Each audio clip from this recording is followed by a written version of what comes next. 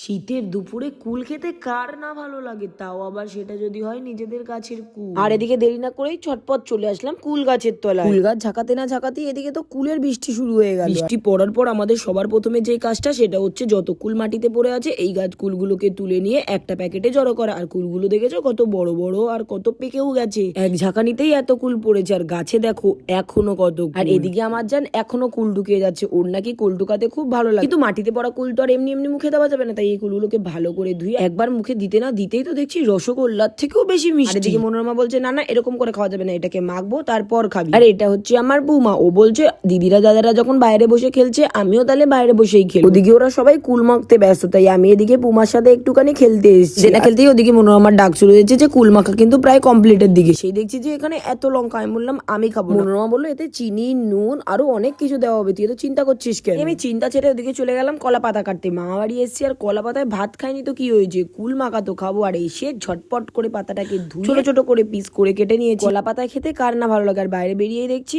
এত লোক, বাবা এত লোক কোথা থেকে আসলো। এত লোক দেখে আমার মাথায় হাত পড়ে গেল, আরে এইটুকু কুল আর এতজনকে ভাগ দিতে হবে?